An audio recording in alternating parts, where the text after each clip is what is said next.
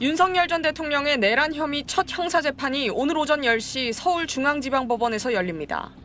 지난 4일 헌법재판소의 파면 결정으로 민간인 신분이 된 지 열흘 만입니다. 윤 전 대통령은 어제 변호인단과의 만남 없이 사저에 머물며 재판 준비를 한 걸로 알려졌습니다. 헌재 탄핵 심판이나 그간 형사재판 준비 기일엔 출석 의무가 없었지만 오늘 재판부턴 특별한 사유가 없는 한 윤 전 대통령은 재판에 반드시 출석해야 합니다. 다만 법원이 청사 방호 등을 이유로 지하주차장을 통한 비공개 출석을 허용해 윤 전 대통령은 대중에 노출되지 않은 채 법정으로 이동할 걸로 보입니다. 법원은 이명박 박근혜 전 대통령의 경우 허용했던 재판 시작 전 법정 내 촬영도 불허해 피고인석에 앉은 윤 전 대통령의 모습도 공개되지 않을 전망입니다. 첫 공판에선 재판부가 피고인인 윤 전 대통령의 신원을 확인한 뒤 검찰이 공소 사실을 설명하고 윤 전 대통령 측 입장을 확인하는 절차가 진행됩니다. 또 비상계엄 당시 국회에 출동했다가 국회의원을 끌어내라는 지시를 받았다고 진술했던 현역 군인들의 증인 신문도 함께 진행될 예정입니다. 정확하게 워딩이 본청 안으로 들어가라.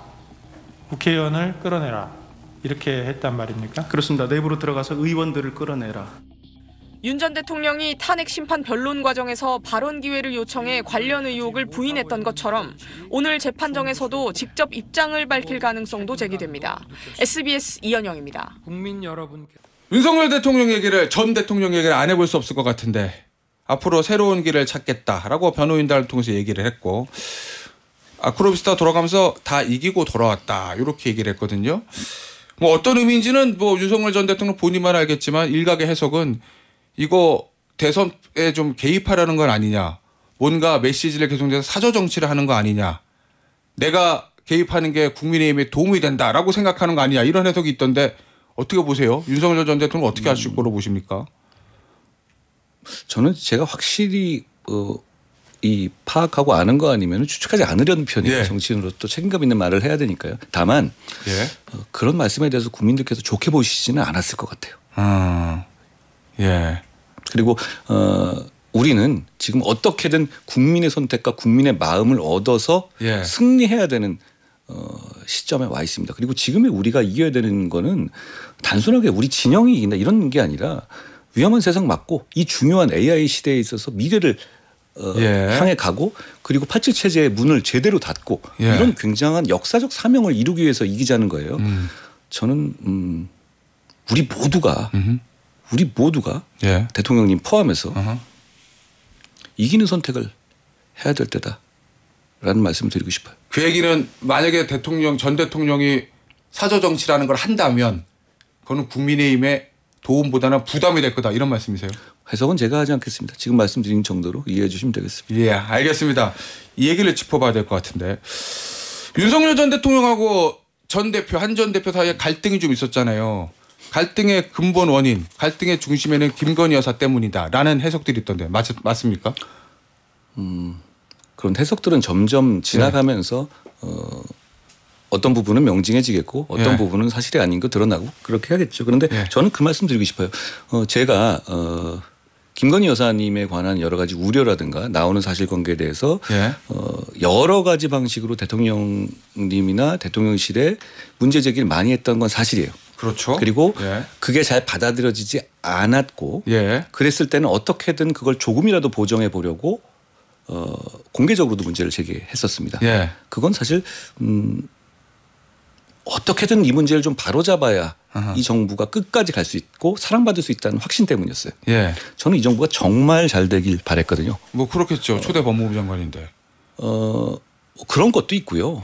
그리고 저는 대통령님과 좋은 기억도 참 많아요. 그렇죠. 오랜 세월에서 뭐 인간사가 좋은 기억만 있겠습니까만은 서로 어려울 때 도움을 주고 도움을 받기도 하고 뭐 그런 관계였어요. 그렇게 복잡한 그건데 그러니까 전 윤 대통령이 정말 성공한 정부를 이끌길 바랬어요. 그런데 그 문제에 관해서 군데군데 나왔던 그 김건희 여사 관련한 이슈들이 발목을 잡았잖아요. 그리고 국민들의 감정을 다치게 했고요. 그리고 그걸 대통령께서 인정하지 않으셨죠. 그렇지만 문제는 대통령이 인정하는지 여부가 중요한 게 아니라 국민들이 그렇게 생각하고 있잖아요.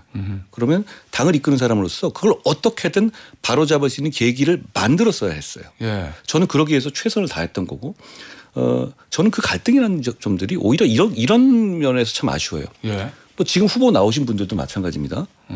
좀 그분들이 그때 뭐 했는지 묻고 싶어요. 김건희 여사 문제가 나왔을 때. 예. 예. 그분들이 저는 저뿐 아니라 많은 분들이 정말 심각하게 문제를 제기하고 예. 대통령을 설득하고 이러면 안 된다고 강하게 제지하고 예. 이랬다면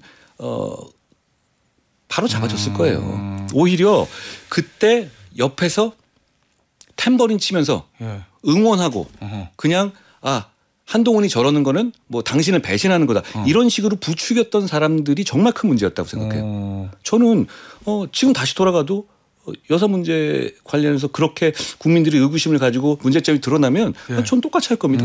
그래야 되지 않습니까? 예. 그리고 일각에서 뭐 그런 얘기도 하잖아요. 뭐 배신자 뭐 이런 얘기도 하는데 저는 우리 아버지가 예. 불법 계엄을 하셔도 막습니다.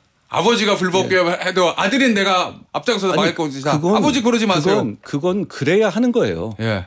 왜 그러냐면 그건 공적인 영역과 사적인 영역이잖아요. 가슴 아프더라도 불법 계엄 하는데 그러면 민주주의자가 막지 안 막습니까? 예. 저는 저한테 이런 거 반대하는 분들한테도 이런 얘기를 좀 드렸어요. 막 배신자 그러길래 이렇게 물었어요. 아니 그러면 10시 반에 당신이 내 위치에 있었다. 당신 막을 거야 안 막을 거야? 그럼 뭐래요? 말들을 못 하더라고요.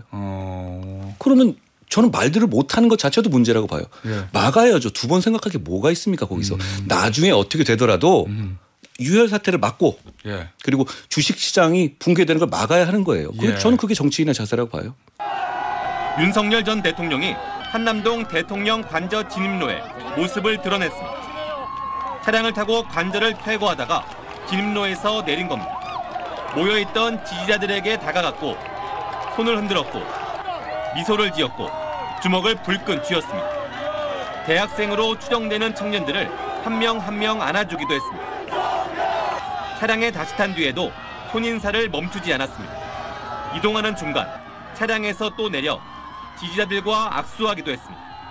지난 4일 헌법재판소의 파면 결정 이후 일주일 만에 관저를 떠나는 파면된 전직 대통령의 모습이었습니다.